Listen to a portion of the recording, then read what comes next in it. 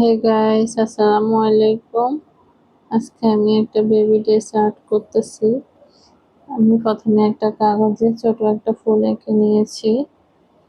ফুলটাকে আমি জামার নিচে রেখে চাপ দিয়ে উপর অংশে ফুলটা এঁকে নিচ্ছি।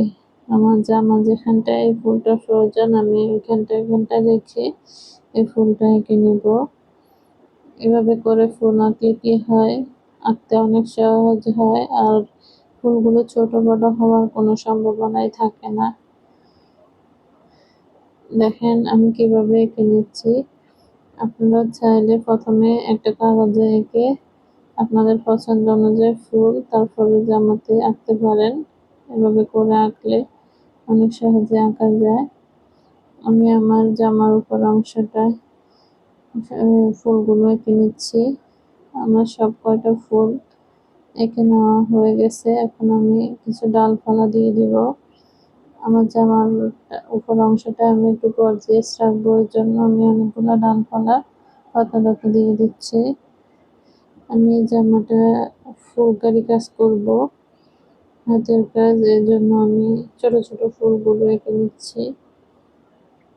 বেবি ফ্রকে এই ছোট ছোট ফুলগুলো দিলে দেখতে অনেক সুন্দর লাগে। আঁকার পর এত সুন্দর লাগতেছে, কাজ করার পর কত সুন্দর জানি লাগবে। দেখেন আমি সব কটা ফুলে পাতা দিয়ে দিচ্ছি।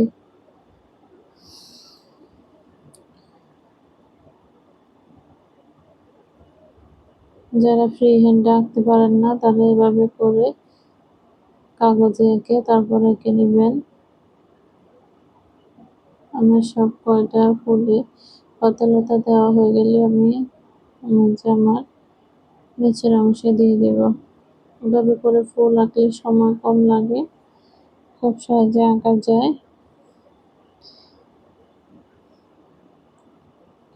আমার উপরের অংশে আঁকা শেষ। এখন আমি আমার নিচের অংশে আঁকবো।